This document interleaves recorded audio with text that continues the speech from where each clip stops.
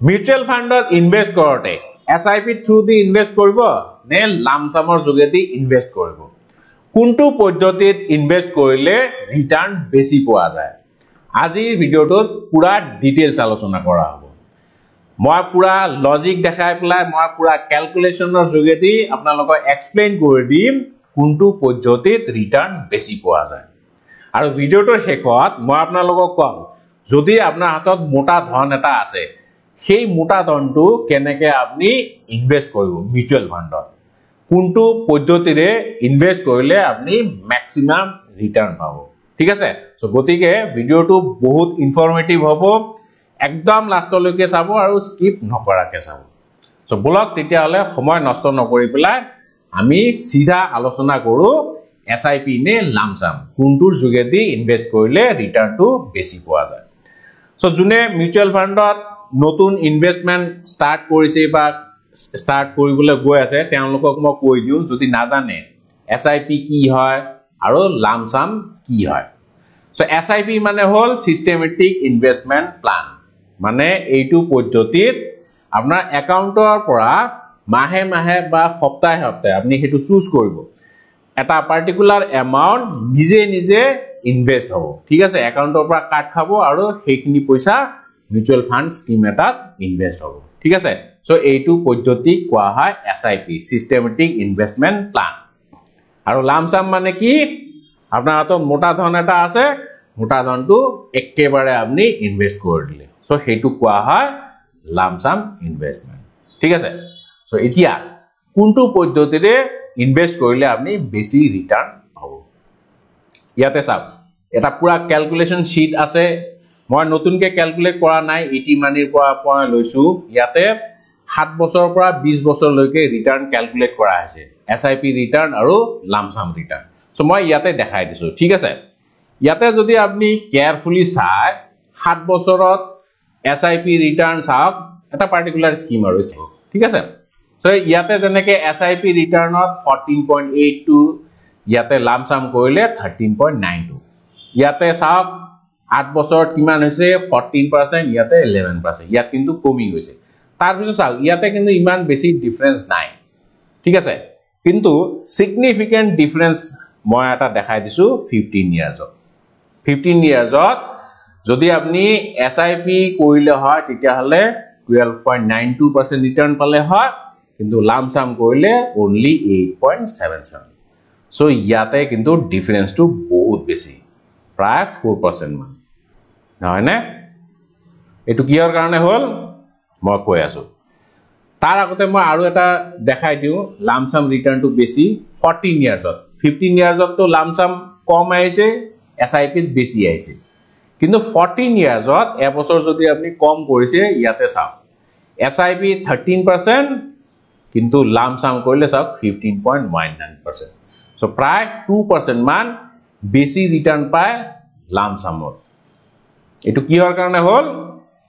এইটো বুজিবলৈ হলে আপনি নিফটি চাৰ্টটো চাব লাগিব ঠিক আছে নিফটি হল বেঞ্চমাৰ্ক মানে এটো বেস হয় ইয়াৰ লগতে আমি ৰিটাৰ্ণ বিলাক ক্যালকুলেট কৰো ঠিক আছে যোনবিলাক ব্লু চিপ ষ্টক আছে বা লাৰ্জ ক্যাপ স্কিম আছে হেবিলাক আমি নিফটিৰ লগত কম্পেয়াৰ কৰো ইয়াতে চাওক মই প্ৰথমতে 15 ইয়াৰ্সটো দেখাই দিও লামসামত যে ৰিটাৰ্ণটো কম আহিছে আৰু SIP ত ৰিটাৰ্ণটো বেছি আহিছে কিহৰ কাৰণে বেছি আহিছে SIP ত আৰু লামসামত কম আহিছে কাৰণ ইয়াতে ইনভেষ্টমেন্ট টাইমটো চাওক ফ্ৰম টু দিয়া আছে না 15 ইয়াৰ্সত ইয়াতে চাওক ইনভেষ্টমেন্ট স্টাৰ্ট কেতিয়া হৈছে যদি আপনি লামসাম ইনভেষ্ট কৰিছে 31 ডিসেম্বৰ 2007 ঠিক আছে সো তেতিয়া আপনি নিফটি চাৰ্টটো চাওক ডিসেম্বৰ 2007 না এইখিনি জায়গাত আপনি কি দেখা পাইছে এইটো কি হয় এইটো মাৰ্কেটৰ টপ এনেকে মাৰ্কেটে ৰেলি কৰিছে কৰি পেলাই এইখিনি জায়গা টপ বনাইছে ম্যাক্সিমাম ভ্যালু পাইছে তাৰ পিছত কিন্তু মাৰ্কেট ক্ৰ্যাশ হৈ গৈছে মাৰ্কেট বহুত তললে নামি গৈছে ঠিক আছে তাৰনে এইখিনি জায়গাত আপনি যদি লামসাম ইনভেষ্ট কৰে তেতিয়া হলে আপোনাৰ ৰিটাৰ্ণটো obviously কম আহিব কাৰণ কি টপ বনাইছে মানে আপনি বহুত বেছি দামত ষ্টক কিটা কিনিছে তাৰ পিছত তো মাৰ্কেট ফল হৈছে তাৰপিছত লাহে লাহে ওপৰলৈ গৈছে বহুত টাইম লাগিছে এইখিনি জায়গা পাবলে তাক বহুত টাইম লাগিছে প্ৰায় 2015 নে 14 মানত এইখিনি জায়গাত পাইছে নহয় না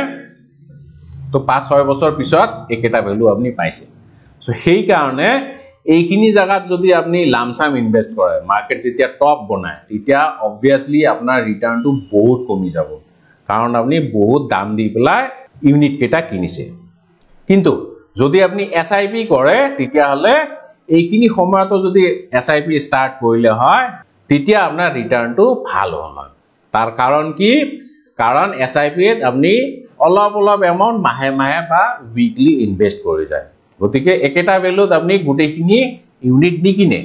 আপনি কেতিয়াবা কি হবো ইয়াতে মই দেখাইছো কেতিয়াবা আপনি ইয়াতে কিনিলে এটা মাহত ইয়াত কিনিলে নেক্সট মাহত হয়তো ইয়াত তাৰপিছত ইয়াত এগেইন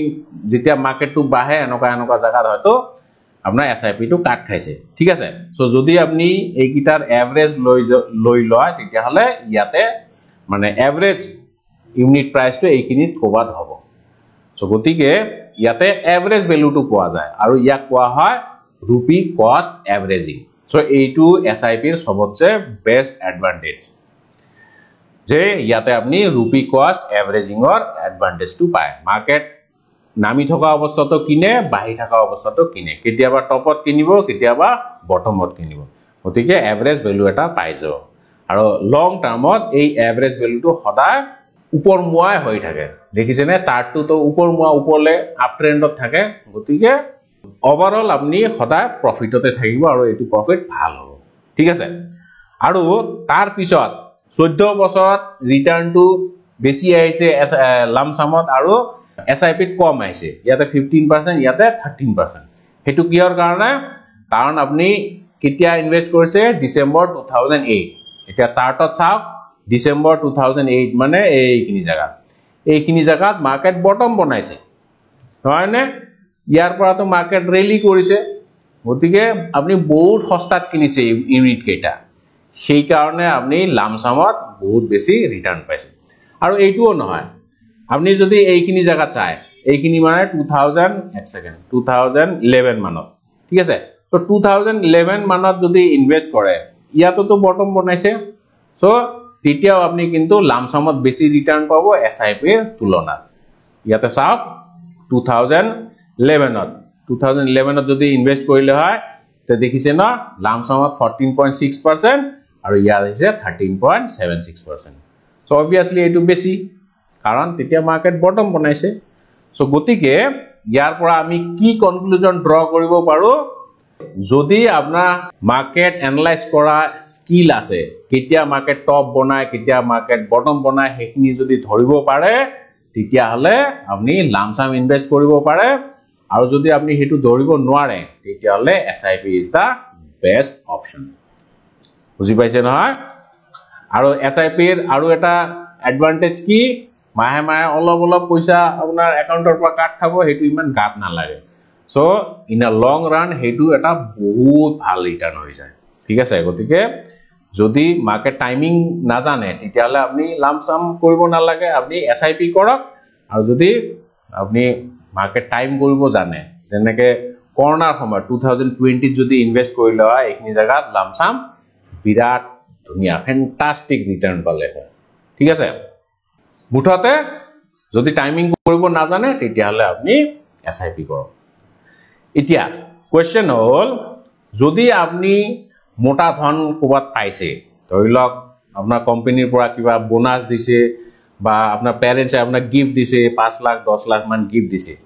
সেইখিনি পয়সা আপনি ইনভেস্ট কৰিব বিচাৰিছে মিউচুয়াল ফান্ডত সো কোনটো পদ্ধতিৰে ইনভেস্ট কৰিলে আপনি ভাল ৰিটাৰ্ণ পাব সো ইয়াত এটা কিন্তু ক্যাচ আছে দে যদিও আপনি মার্কেট টাইম কৰিব না জানে কিন্তু এসআইপি এৰ বেনিফিট পাবলে আপনি এটা কাম কৰিব পাৰে হেতু কি কৰিব আপনি এসটিপি কৰিব লাগিব সিস্টেমেটিক ট্ৰান্সফাৰ প্ল্যান এতিয়া এসটিপি কি হয় সো প্ৰথমতে আপোনাৰ যোনটো লামসাম এমাউন্ট ধৰিলো 5 লাখ টকা সেইখিনি পইচা আপনি কি কৰিব এটা ডেট স্কিমত ভৰাই থব ঠিক আছে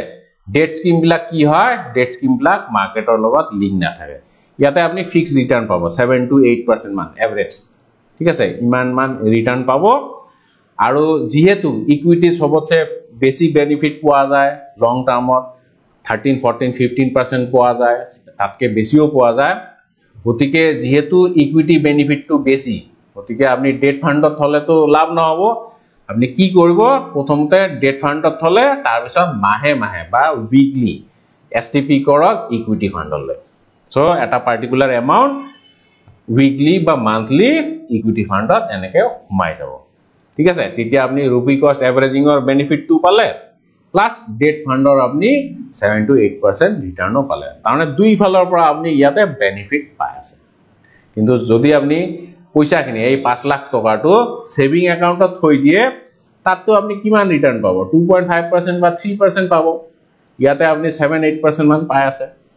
গতিকে এসটিপি কৰিলে আপনি বিৰাট ধুনিয়া ৰিটাৰ্ণ পাব ইনা লং ৰান দুই ফালৰ বেনিফিট পাব ঠিক আছে আৰু শেষত মই আপোনালোকক এতিয়া কম যদি আপোনালোকে মোৰ থ্ৰু দি মিউচুৱেল ফাণ্ডত ইনভেস্ট কৰিব বিচাৰিছে তেতিয়া হলে আচ্ছা মই আগে কৈ দিও মই এজন NISM সাৰ্টিফাইড মিউচুৱেল ফাণ্ড ডিস্ট্ৰিবিউটৰ হয় আমাৰ লাইসেন্স আছে ARN নাম্বাৰ আছে সো আপনি আমাৰ অনলাইন বা অফলাইন কনসালটেন্সি সাৰ্ভিসটো লব পাৰে ইয়াতে মই আপোনালোকক গাইড কৰিম আপোনালোকক গোল কি বা আপনি কিমান ৰিস্ক লব পাৰে ৰিস্ক এপেটাইট কিমান আপোনাৰ সেইখিনি সব চালি জাৰি চাই পেলাই মই স্কিম সিলেক্ট কৰি দিম বা মই আপোনালোকক গাইড কৰিম কি কৰিব লাগিব আৰু মই থুলমুলকে বুজাই দিম মিউচুৱেল ফাণ্ড কি হয় কেনেকে ইনভেস্ট কৰিব লাগে ঠিক আছে সো আপনি কনসালটেন্সি সাৰ্ভিস লব পাৰে সপ্তাহত সোমবাৰৰ পৰা শুক্ৰবাৰলৈকে 4:30টাৰ পৰা 7টা ইয়াৰ ভিতৰত আপনি যিকোনো টাইম স্লট লব পাৰে আধা ঘন্টাৰ টাইম স্লট হ'ব আৰু অবভিয়াসলি এটো পেইড সাৰ্ভিস হয় তে এটো ফ্ৰী নহয় আমাৰ কনসালটেশন ফিজ টু হল 500 সো 500 দিব লাগিব দি পেলাই আপনি স্লট বুক কৰিব লাগিব অফলাইনে হোক বা অনলাইনে হোক স্লট বুক কৰাৰ পিছত যদি মই বস্তুখিনি বুজাই দিম যদি আপনি ডাইৰেক্ট ইনভেস্ট কৰিব বিচাৰে তেতিয়া হলে আপনি ডাইৰেক্টও কৰিব পাৰিব আৰু যদি আপনি ৰেগুলাৰ বা মোৰ থ্ৰু দি ইনভেস্ট কৰিব বিচাৰে হেটো কৰিব পাৰে সো যদি মোৰ থ্ৰু দি কৰে এডিশনাল একো চাৰ্জ দিব নালাগে আৰু যদি আপনি ভাবিছে নাই মোৰ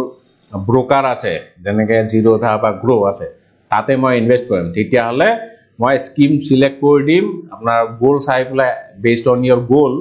মই স্কিম সিলেক্ট কৰি দিম যিমানটা স্কিম লাগে আৰু ঠিক আছে স্কিম